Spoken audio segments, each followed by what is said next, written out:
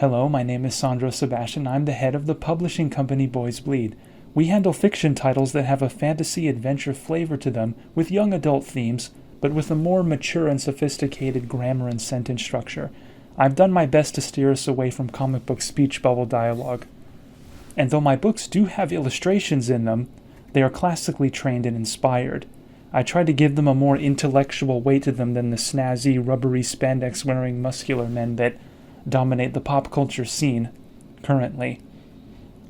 People don't give young men enough credit. They're not going to be teenage boys forever. Let's get them ready and take a look at what's going on in my world this week.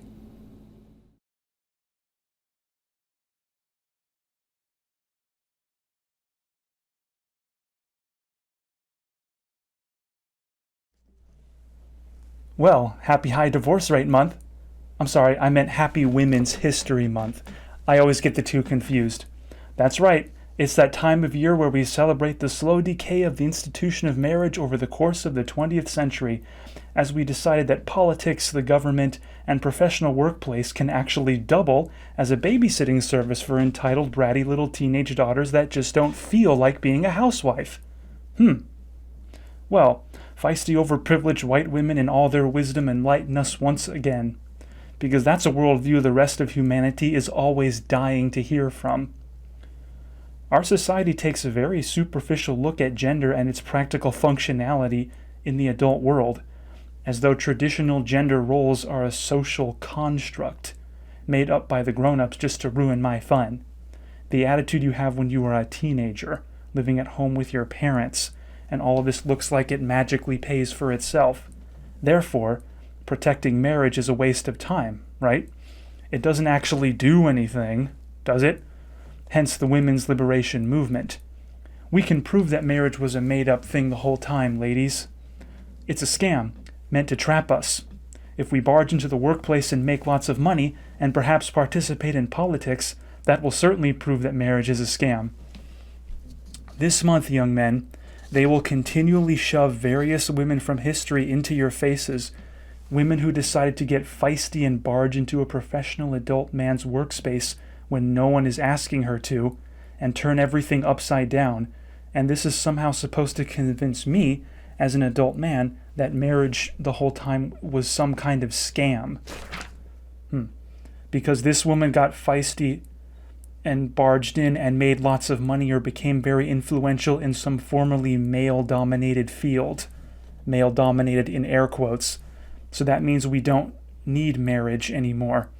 It was a made-up thing the whole time. Or maybe the idea that some field is quote-unquote male-dominated was a made-up thing the whole time. Maybe the reason there aren't any women here is because no one is asking you to participate. I suppose that we should all be grateful that not everyone is so easily hypnotized, nor is everyone so superficial when it comes to defining masculinity and how masculinity functions on paper in the adult world.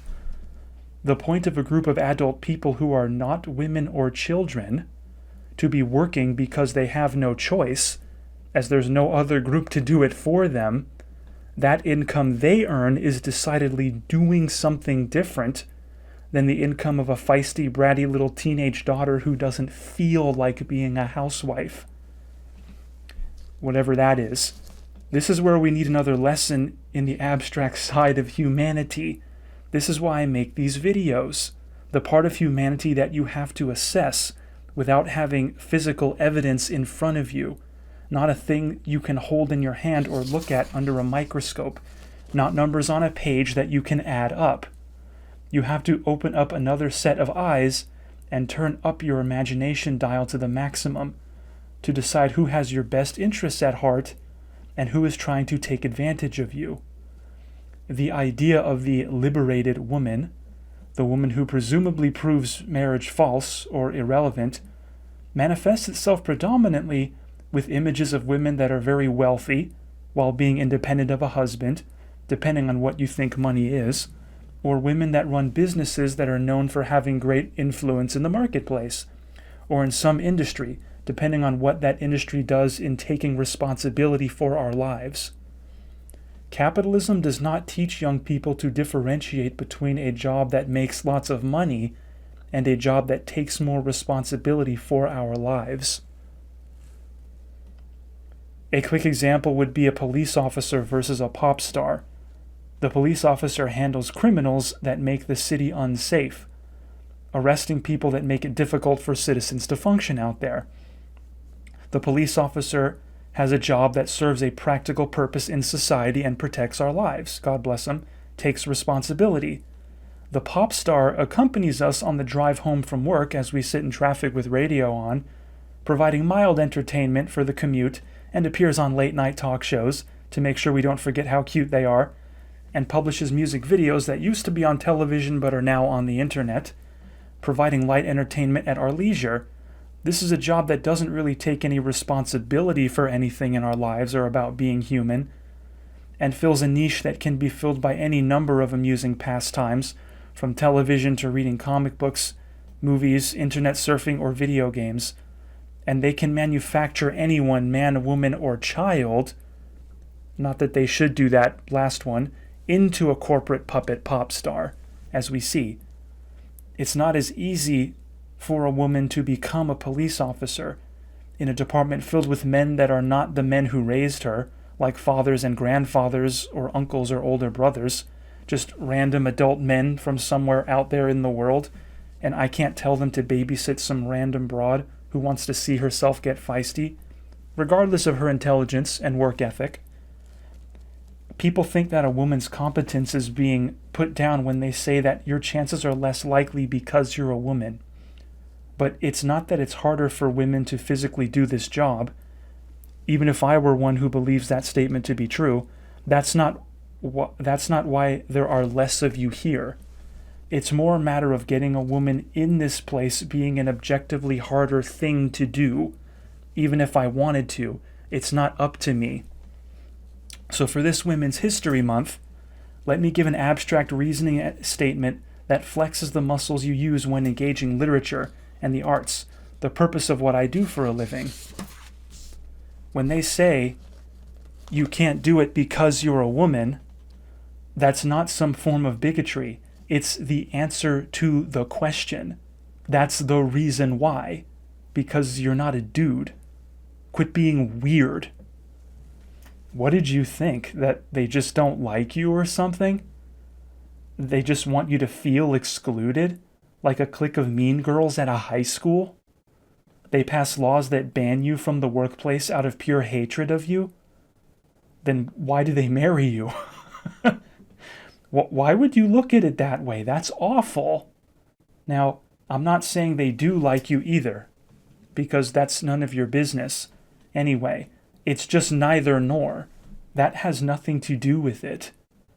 Now, when the pop star job makes a tremendous amount of money, much more than the police officer job, inside of a capitalist system, the pop star is deemed the more significant job because it makes more money only.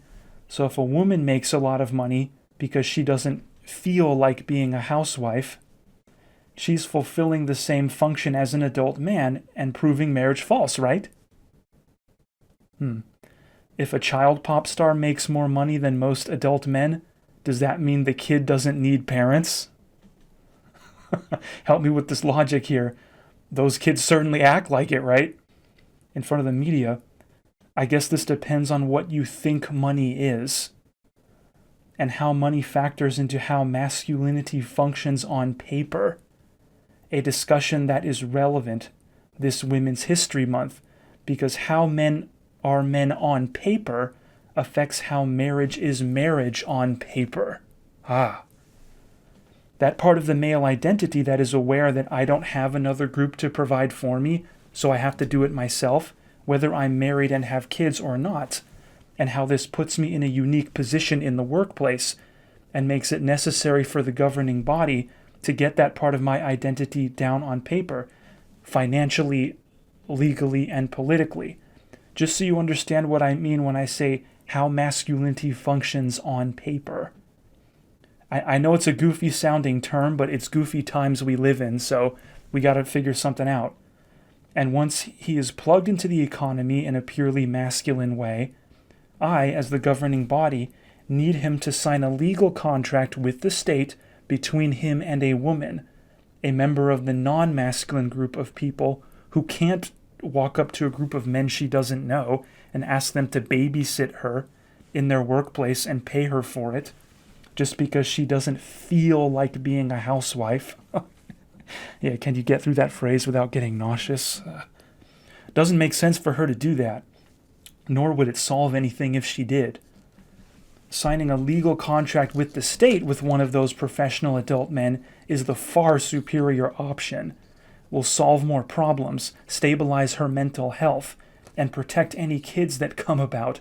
Signing that legal contract with one of those people who is not a woman or a child, and therefore has no one else to do it for him, and is forced to plug into the economy in a purely masculine way, on paper, such a contract is clearly more reliable, more stable, and better for security.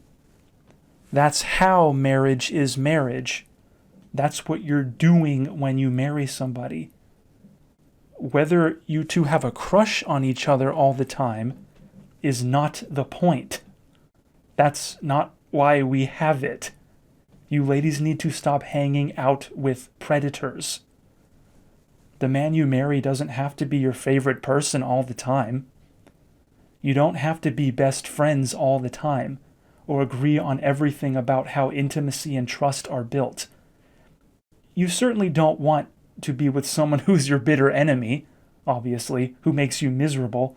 But the point is, ladies, you just need someone there who is not a woman or a child and plugs into the economy in such a way. Sheesh. Happy Women's History Month. Fuck me sideways. So how did this happen, Sandro Sebastian? We look at the evidence on the surface, put it under our microscope, add up the numbers on the page, do all the scientific analysis we can, and still don't see how the divorce rate skyrocketed, and everyone just sat there and watched it happen. Is there another way of looking at it that might move us towards a solution?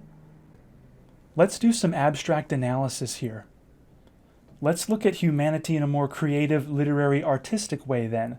My specialty. Let me take a moment and sell my product and its mental health benefits, along with cognitive ability increase, and see what makes people people, examining the part of humanity that we don't see with our eyes. The women's liberation movement happened at a time when the American economy provided for a generation of young adults known as the baby boomers, who are still alive today, as of this recording, thanks a lot, the most leisurely and cushy time moving into the adult world that any generation of Americans have ever had, to the point where it must have been impossible to not feel as though all of this belongs to you and your generation. And all this magically pays for itself. So growing up and taking responsibility is a waste of time.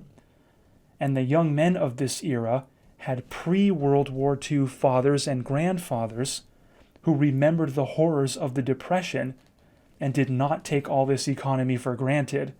They made sure to take responsibility for their kids' upbringing, and this made the job market more forgiving back then in the post-war economy. This is something us millennials don't know about.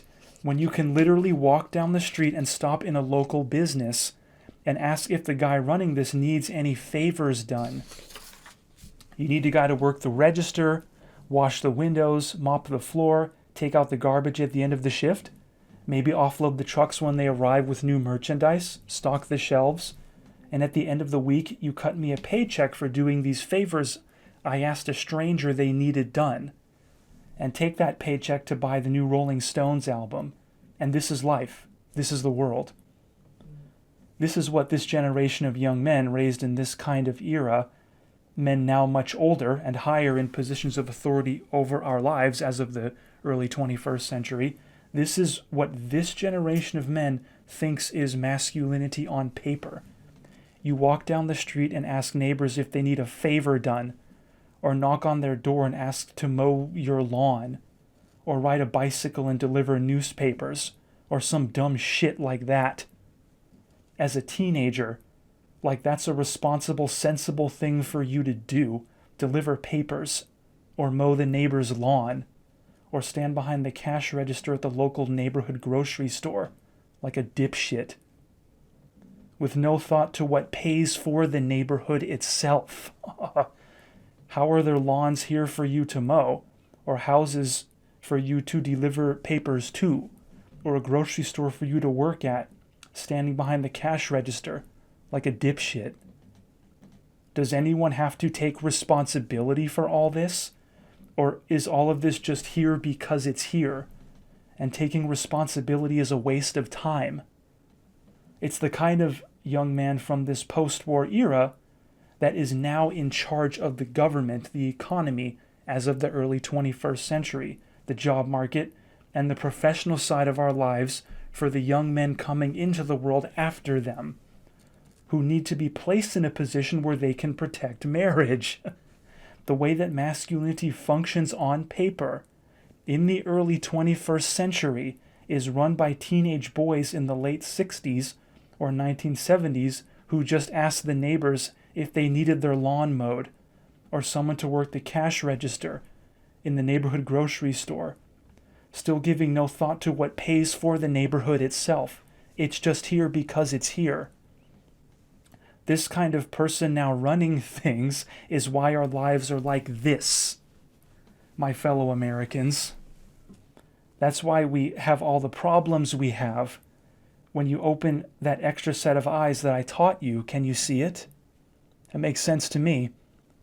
Well, the women rebelled, the divorce rate went up, and the younger generations have given up on the institution completely. How do we solve this problem, fellas? By knocking on the neighbor's door and asking if they need someone to mow their lawn? Or by getting on my bike before sunrise and delivering newspapers? Or by standing behind the cash register at the local grocery store like a dipshit? Sounds like we have to actually think about what pays for the neighborhood here, my baby boomer companions. Maybe all of this isn't just here because it's here. Maybe growing up and taking responsibility isn't a waste of time. Maybe it's the only way to make sure that you don't waste your time.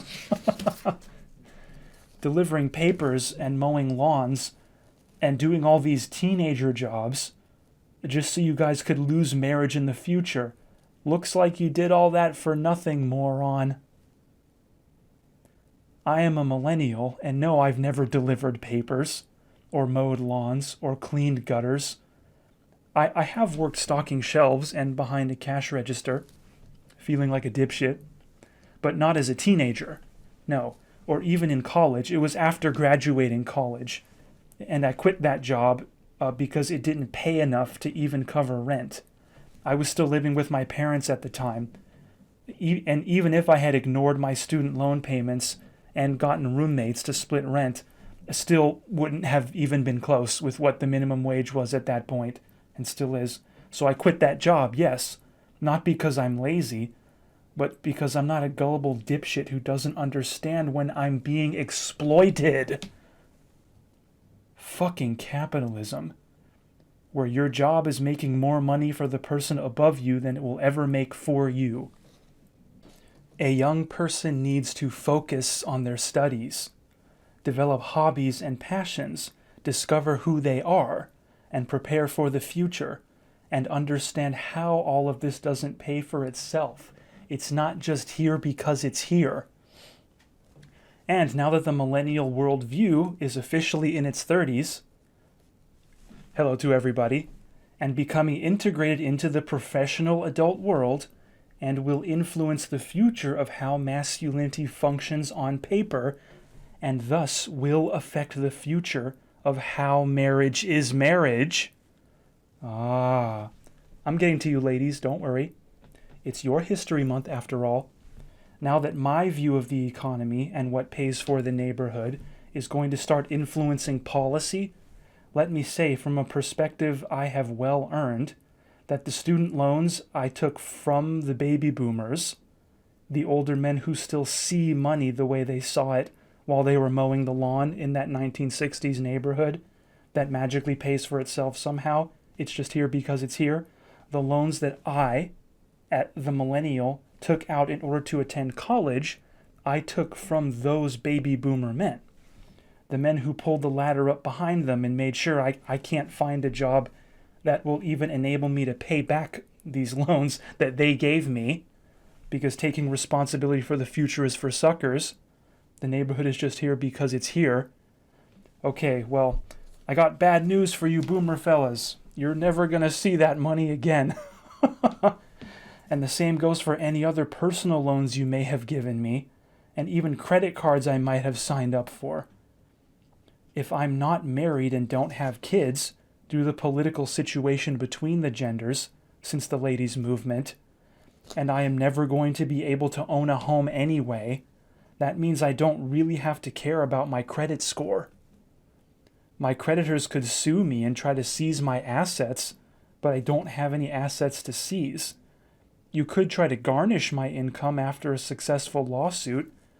Garnishing meaning legally require a certain portion of my paycheck be held from me every month and automatically given to my creditors. But if my income is so meager that it wouldn't make a difference anyway, I might be exempt, and I may not care about having a luxury vehicle or otherwise expensive lifestyle.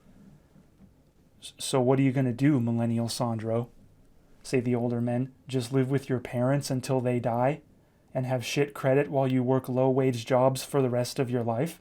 You have to join the economy sometime. Yes, I do, responds Millennial Sandro. But when I join the economy, it won't be under these conditions. This is not how I will exist on paper.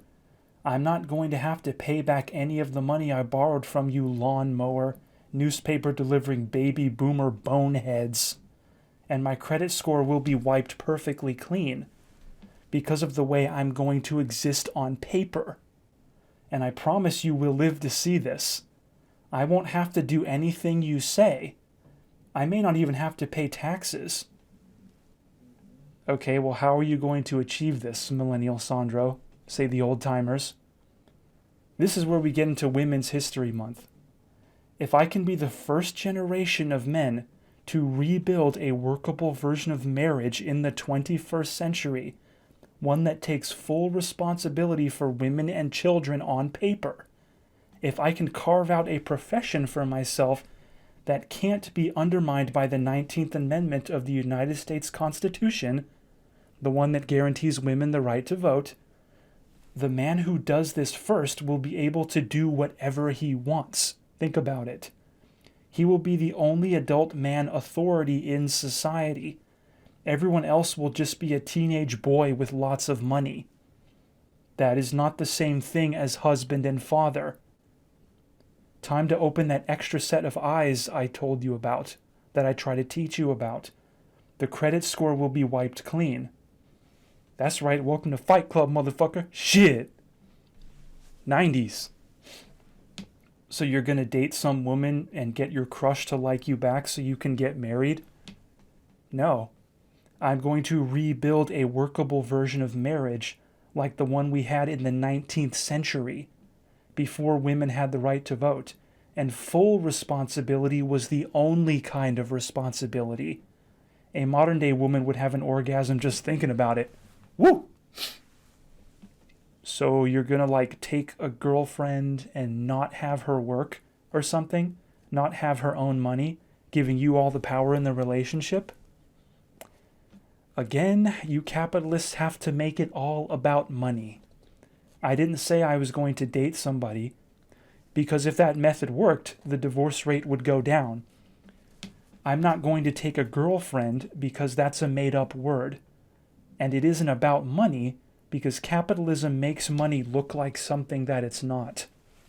You ladies don't know this, but this system passes laws that overemphasize a man's annual income, as though that is the single most important thing, the actual physical dollar amount in his account, with no regards to where the money comes from, or in what area of society he's plugged into, how much responsibility his job takes for our lives, for protecting women and children, and how many other members of the adult male population we can replace him with in his professional position. All of this is what keeps it interesting for us men. and what makes us vulnerable, in case you're wondering. And the brainwashing of capitalism causes our society to miss out on quite a lot of interesting fellows that we will never benefit from. Now, with regards to Women's History Month, I noticed that this capitalist lifestyle makes being with a rich man look like the answer to everything for you ladies. And also, tragically, it fools young men into thinking that being a rich man is the answer to everything. Whoa, time out, man. If that were true, we would all just be drug dealers or go into sex trafficking or smuggling guns or stolen goods. But ladies and young gentlemen, the way those adult male people exist on paper, unfortunately, is quite a bit more complex than that. So I didn't say I would date a woman and forbid her to work. I said I'm going to rebuild a workable version of marriage, based on my own personal theory of how masculinity functions on paper, because it is largely theoretical.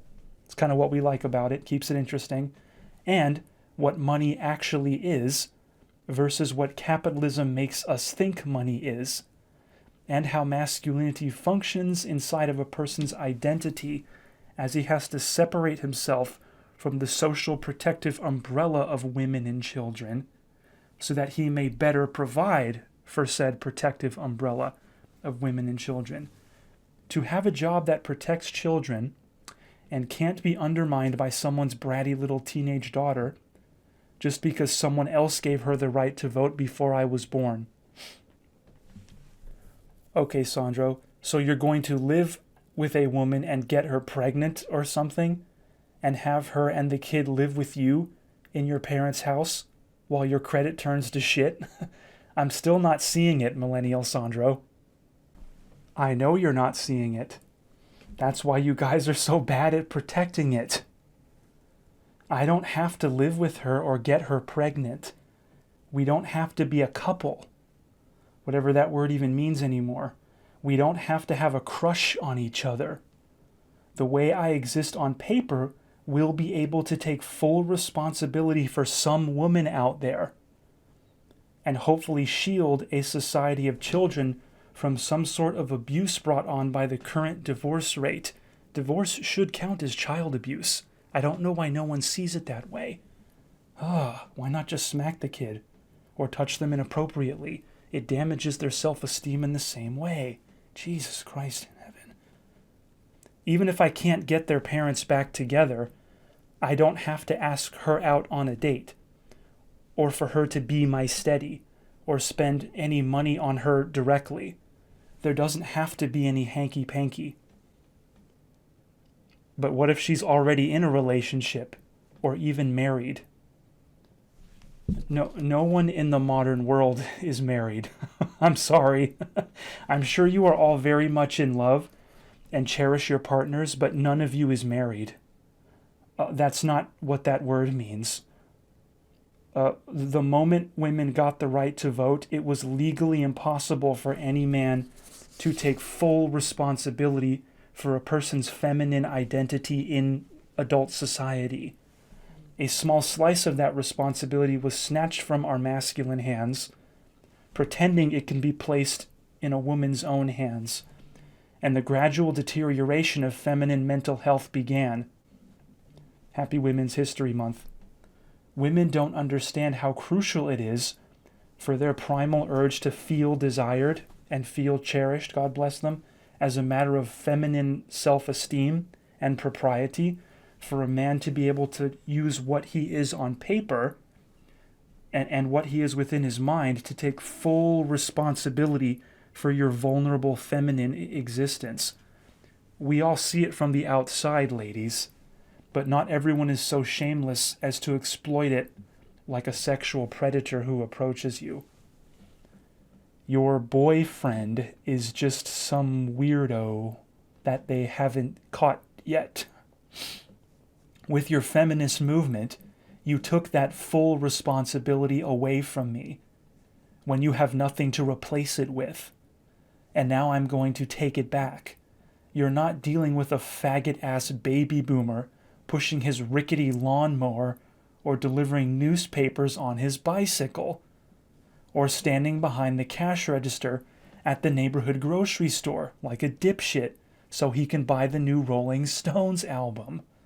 You're dealing with a generation of young men who have had no choice but to learn what pays for the neighborhood itself. And they had to do it all on their own. I will take a certain kind of responsibility for these women and children that the world hasn't seen in 100 years. And you're going to spend the rest of your life in a mental asylum because you just sat there and watched it happen. But aren't women taking responsibility for themselves now, Sandro?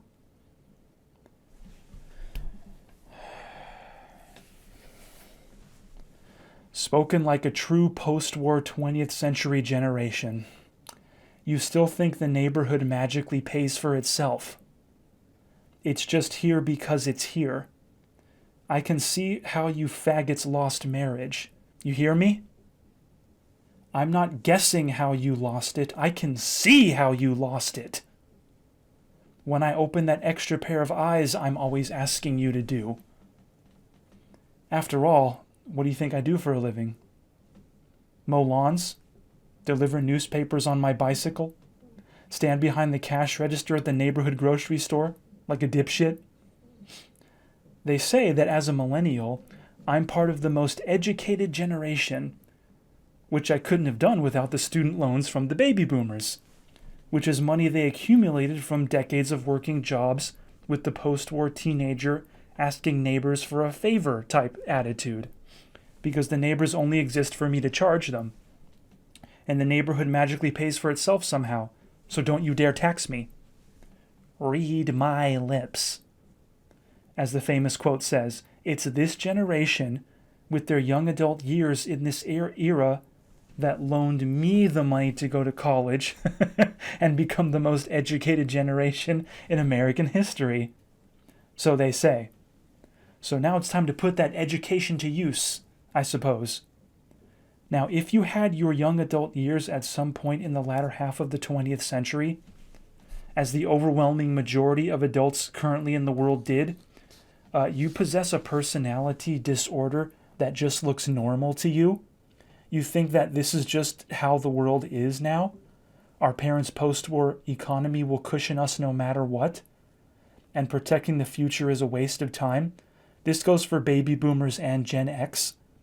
One generation sat there and watched it happen, and the other sat there and watched it get worse. Now your shit is not worth the paper it's printed on. You were too busy listening to your faggoty music and watching your faggoty Star Wars movies, not wanting to leave behind the fantasy world of a teenager living at home with your motherfucking parents. Thank God for a young adult excursion into the adult world in the early 21st century, like a normal person. And thank God especially for a 90s childhood, when a freshly retired Depression-era generation that I was still close enough to in my childhood to interact with directly and relate to their worldview more than the worldview of my baby boomer parents, pushing their lawnmowers and delivering their newspapers and standing behind the cash register at the neighborhood grocery store like a dipshit. All in the neighborhood that's just here because it's here. Thank God that this is a lifestyle that is not available to me anymore. I'm going to rebuild a sustainable, workable version of marriage. And at that point, the money I borrowed will be as if I borrowed it from a teenage boy living at home with his parents, and therefore won't have to pay it back. Not that that's something you'd ever do to an actual kid, but I'm giving a description of the situation of how our respective generations exist on paper. Your generation chose to prioritize capitalism over marriage, and now you're going to lose both. Happy Women's History Month, faggot.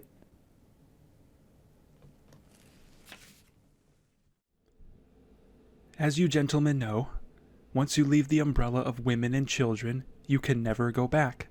You are journeying out into the harsh, unforgiving, infinitely complex world of the adult male protector and provider, where nothing is free, everything must be earned, and you only eat what you can kill. Though you've learned to not take it personally, understanding that the only reason I am out here is because other people are counting on me to make sure we are not left exposed, though you understand this at this point, you have come to terms with your limits as a person and how you are not made of stone. You are not a woman or a child, but you are still a human being, even if the rest of the world has forgotten that and lost the institution of marriage as a result. But they kinda had it coming.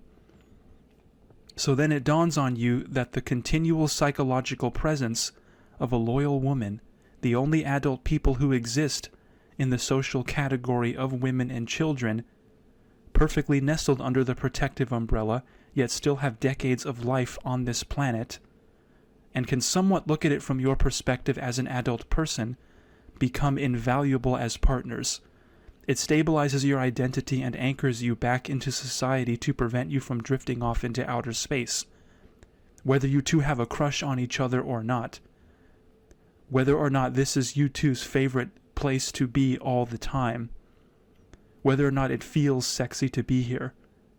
We are past that young phase of life, and things are not that simple anymore. So I've begun an alternative method. Let's look through the history books and see if there are any women I could use remotely to stabilize this part of my identity. Women that might have enough ability to look at the world from my perspective enough of the time, even if we don't have a crush on each other.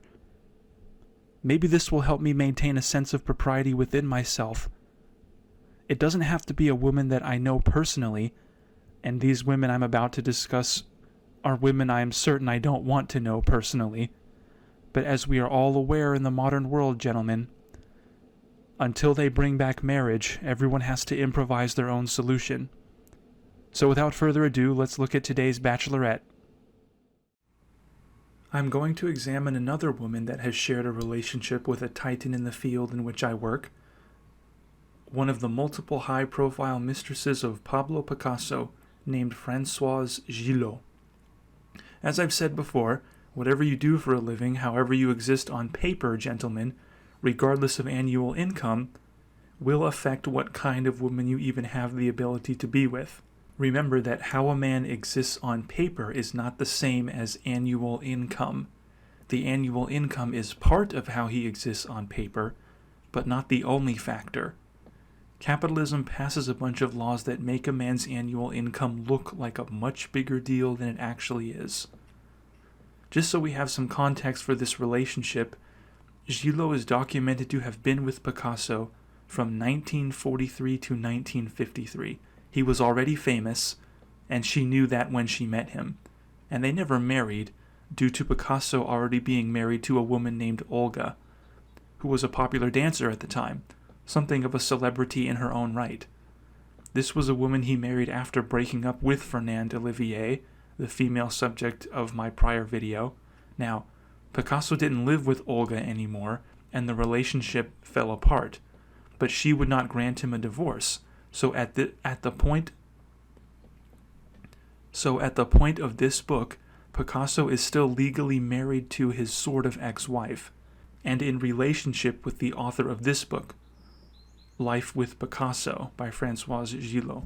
This passage is one where Gillot talks about Picasso's relationship with his bitter ex. I could see from the way he spoke of their beginnings that Pablo had thought this well-born young woman would make a very effective partner in a social stratum, a good deal higher than one he had occupied until then. They were married in the usual civil ceremony at the Mairie, and also, as a concession to Olga, at the Russian church in the Rue Daru, wearing crowns on their heads in the customary Orthodox ritual. According to Pablo, Olga didn't have the sacred fire of her art. She knew nothing about painting, or about much else for that matter, he told me. She married thinking she was going to lead a soft, pampered upper-crust life. Pablo figured he would continue to lead the life of a bohème, on a loftier, grander scale to be sure, but still remain independent. He told me that when he went to Barcelona with Olga before their marriage and introduced her to his mother had said, "You poor girl. You don't know what you're letting yourself in for. If I were a friend, I would tell you not to do it under any conditions. I don't believe any woman could be happy with my son. He's available for himself but for no one else. Gee, thanks, Mom. Later, Olga tried to enlist Pablo's family's help in convincing him to lead a more normal, this is, more bourgeois way of life. She had one idea in her head, not 20, and she was capable of repeating the one idea until something happened. So we can see from the beginning that this wasn't well thought through. So for all of us anxious about divorce in the modern world, you can decrease the chances of your relationship ending up on the pile of dead bodies by actually discussing the details with your partner before you tie the knot. And just some backstory on the man himself here, speaking of Women's History Month, and advice we should give women on how to spot a predator. These men are more human than you women think. They have to discover their gender's identity one encounter at a time, just like you ladies do.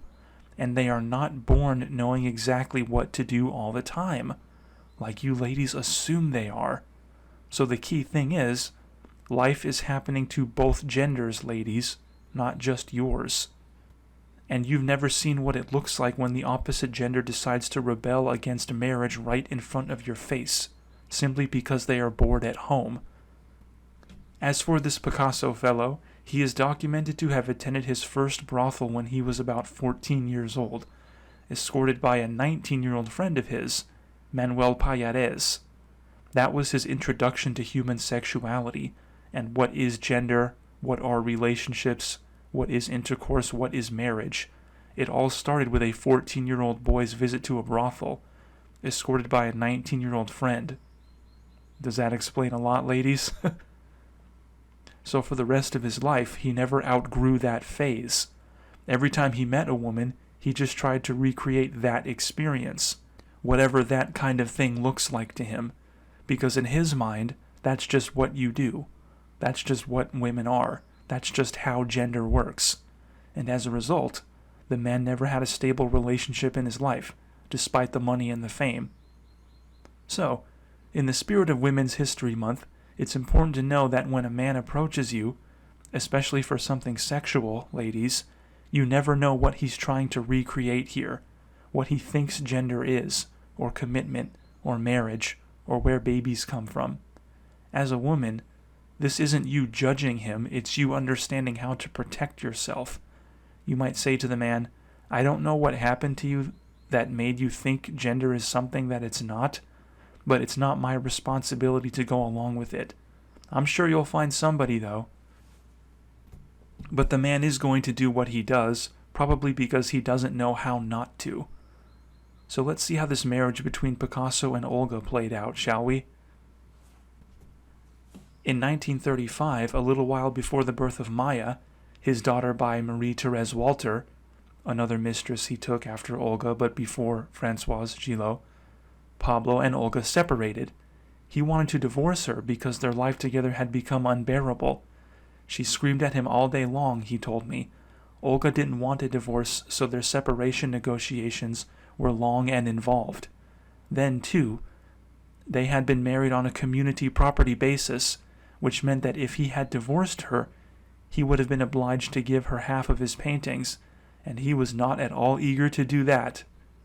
So he, too, although in one sense he wanted a divorce, was dragging his heels to see if things couldn't be arranged in some other way. According to French law, a marriage ceremony involving two foreigners could be dissolved only in accordance with the laws of the husband's country. While the discussions were going on, the Spanish Civil War flared up. The government was overthrown and General Franco came to power. Under the new regime, divorce was no longer allowed for a Spanish subject who had been married in a church. They had already separated but were never able to be divorced. Wow. I will say I did not know that. That is interesting. And it appears that even after the separation she would still harass him by sending him nasty letters, even when he was trying to move on, bringing the old baggage into the new relationship. Inez, the chambermaid, went in first, carrying Pablo's breakfast tray, café au lait, and 2 pieces of salt-free dried toast, followed by Sabartez with the papers and mail. I brought up the rear. Pablo would always start to grumble, first about the way his breakfast was laid out on the tray. Inez would rearrange it differently every day to suit him, curtsy, and leave. Then Sabartez would set down the papers and hand him the mail. Pablo would flip through it indifferently until he came to a letter from Olga. Olga wrote him almost every day, long tirades in Spanish so that I wouldn't understand, mixed with Russian, which no one understood, and French, which she wrote so badly that it wasn't very understandable either. She would write in every direction, horizontally, vertically, and in the margins. She would often enclose a postcard photograph of Beethoven in one pose or another, frequently one that showed him conducting an orchestra. Sometimes she would send a picture of Rembrandt on which she had written, "If you were like him, you would be a great artist." Ooh, now that's below the belt, lady, come on. Pablo read these letters through to the end and was tremendously bothered by them. I suggested to him that he just put them aside, but he couldn't. He had to know what she said. See, fellas, this is why you want to tighten up your screening process with these women, whether they have voting rights or not. The political shape of marriage and how it functions as a legal institution in our lives, the subsequent increase in divorce nearly everywhere in Western society over the course of the 20th century, is a discussion that we cannot over-discuss. Not just with women getting the right to vote, but with instances like the Spanish Civil War, which resulted in a dictator that tried to enforce marriage more strictly to make sure he has a civilization to rule over. He just doesn't play that. So as a result, marriage is going to look like a different institution to a different generation of young men, men who were not in the world before certain events happened. And this generation of young men is responsible for protecting marriage in the future, based on what the institution looks like to their eyes. Heaven help us. Let's talk about how you see yourself inside of your head. If I am a millennial man born in the late 1980s, then I was born into a world where maybe not even half of the adult population remembers the world before World War II, and hardly anyone would have remembered the world before World War I. Maybe some people who were in their 80s in the 1980s, who were children at the time of the then called Great War, would have first-hand memories of what changed. So already there's a different atmosphere. So, if my own father is born at any point in the 1950s, let's say, and anybody who is 60 years of age or older at that time was legit born in the 19th century. An 80-year-old man, one who is alive in the year 1960, was born in 1880. That's like straight out of the Old West. And this 80-year-old cowboy was in the world at the same time as my own father. The only old-timey cowboys I've ever seen as a millennial have been in movies made in the 50s and 60s of all times. I guess that's why Westerns were so big around that era of popular culture. Because think about it. If you were a young man in the early to mid-20th century, all of your adult male role models, the old-timers that you looked up to for guidance and inspiration, were those old Western cowboy guys still in the world at the time. To the eyes of the young boys at the time, they would have been the coolest dudes ever. So what you're seeing in those movies is the younger generations romanticizing their childhood heroes. The spirit of the Old West. Respect. Okay, so now let's have some fun. In the spirit of Women's History Month, let's picture if you're a young man that grew up in a time where women had already been given the right to vote before you were born, but you are sharing a world with an older generation of men who remember the world before women had the vote. Men who would then be presently wondering if this is solving anything. Were we wrong then or are we wrong now? What we are doing instead is performing what I call an abstract reasoning exercise. We are doing an imagination workout, trying to build new intellectual muscles to navigate the world out there on its abstract side, the part that's not statistics or science or biology, not numbers and math and calculation, the part that requires you to take a step back and observe the bigger picture and decide what's going on here.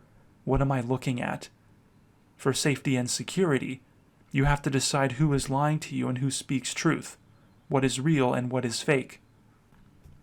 As an artist, my science, if you will, is the science of the human imagination and how we generally perceive humanity in our minds. How do you define your identity and feel appropriate about yourself through the seasons of your life, when so many unexpected things happen that you need to process and make up your mind about? And how do you protect yourself from manipulation and mind games? A baby boomer, or even a Depression-era born person, the latter people being my own millennial generation's grandparents, might feel close to me because we both grew up in a world where women already had the right to vote, but I at the same time feel psychologically removed from my father and grandfather as a millennial man, because my generation of men have never met someone who once lived in a world where women couldn't vote, and I therefore cannot gauge their attitude, the men who witnessed the shift before their very eyes. My father and grandfather have memories of the old-timers trying to decide if it was worth it. I don't have such memories.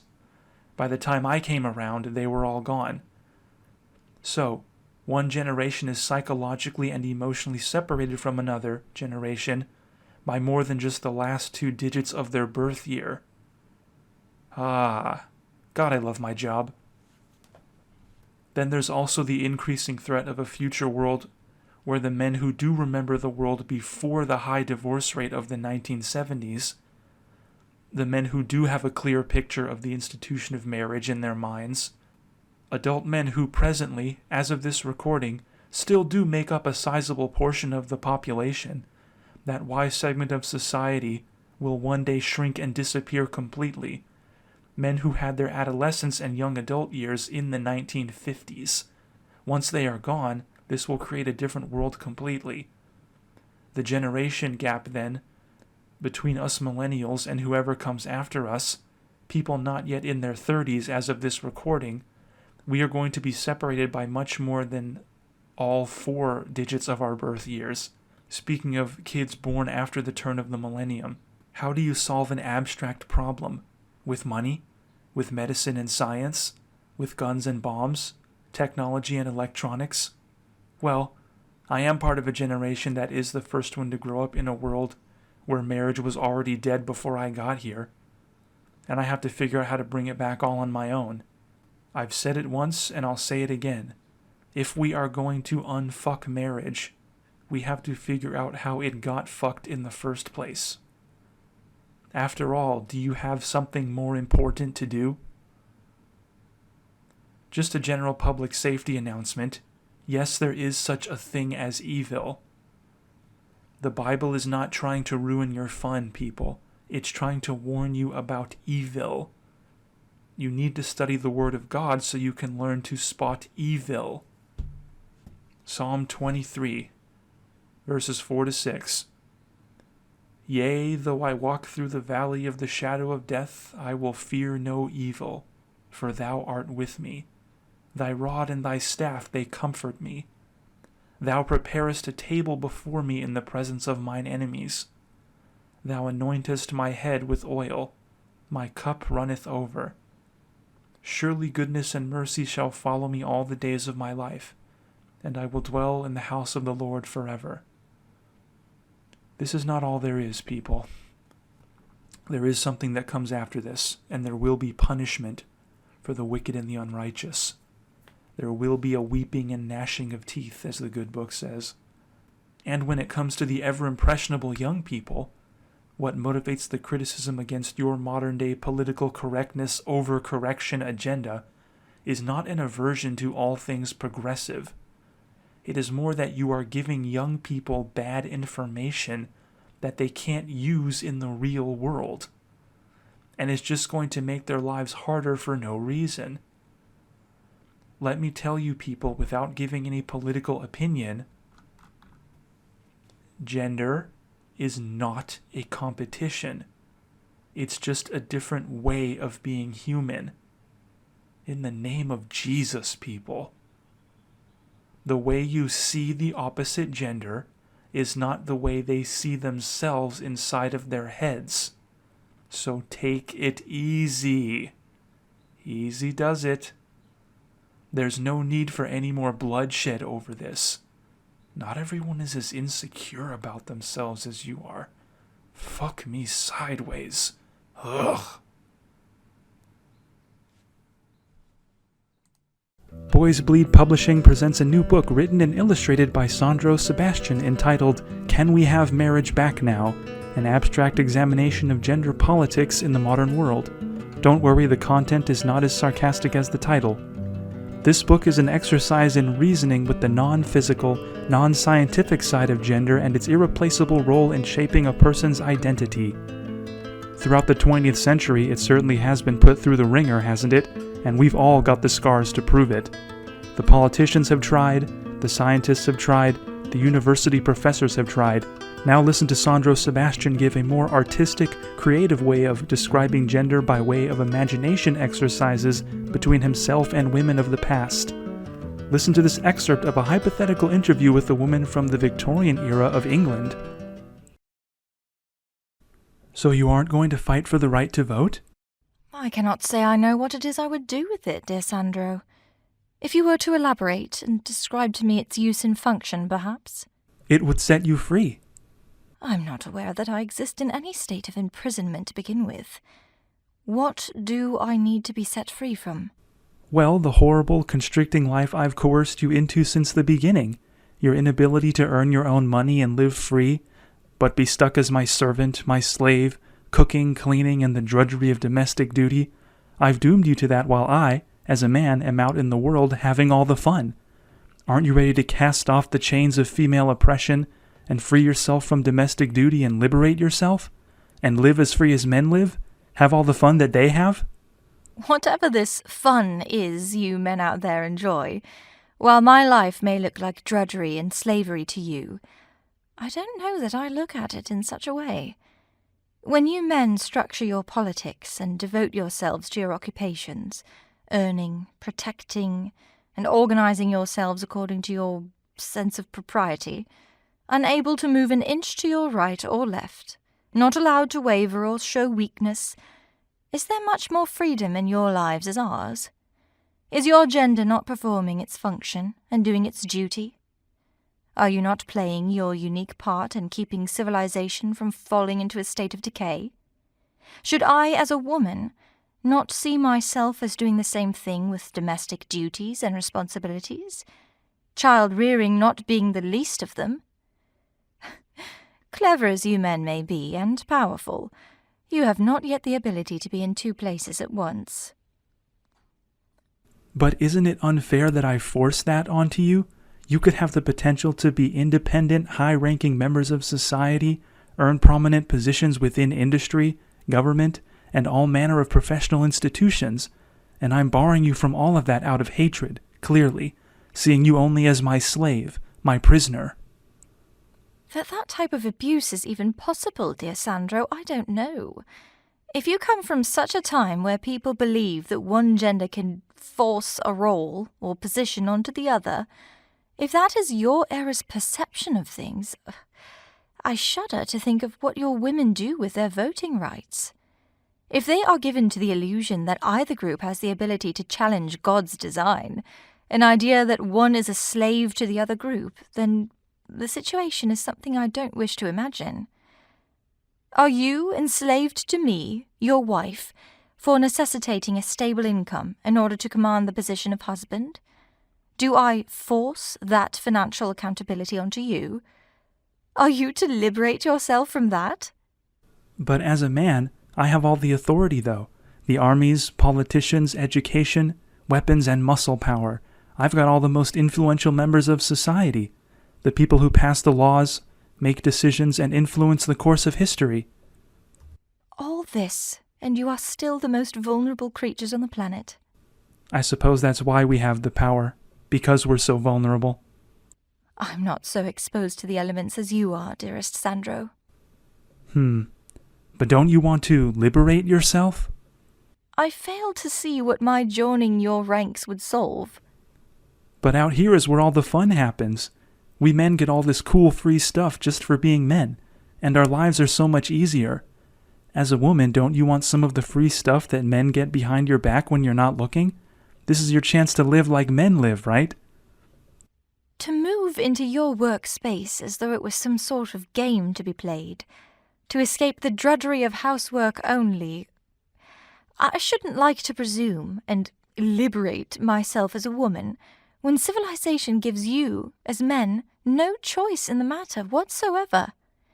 If your current women, dear Sandro, the women of 21st century stature and political equality, believe you men to be the recipients of this cool, free stuff you mention, some sort of invisible gift from the universe, some sort of free benefit that gives you some unfair advantage, if your women believe that, again, I only shudder at what they do with these voting rights you've granted them. What kind of petty revenge they feel the need to take, to even the score, as it were. But it's all to make them our equals. We've made a more civilized society. Oh, how tragic it is to picture you men conditioned into taking your own masculinity for granted. Civilized, this is not. It would have more of the opposite effect on society, I should think. That a man such as yourself comes from a future in where none remember a world where masculinity was preserved and cherished, respected as a practical tool for maintaining propriety, or that none of you young men can picture a return to that cultural value, is indeed tragic. I never thought of it like that. Hearing you describe your values, I think the women I grew up with also take their femininity for granted. Maybe they've forgotten what it's for as well. Am I not solving more by remaining a competent adult person, existing under the social category of women and children? The minds of men, ever watchful, ever strategizing, looking to the future to prevent threats to security before they happen, dividing power to keep it in the right hands and out of the wrong ones, and forever defined by the expectations on them, can their minds move from that world to the world of children so easily? How good of a caretaker would he be on his own? The task of child-rearing is more than financial. If a bridge between the professional adult world and the vulnerable, naive world of children is needed, certainly no one is better suited than an adult woman. I like you. Ought you not? There's no reason you shouldn't, dearest Sandro.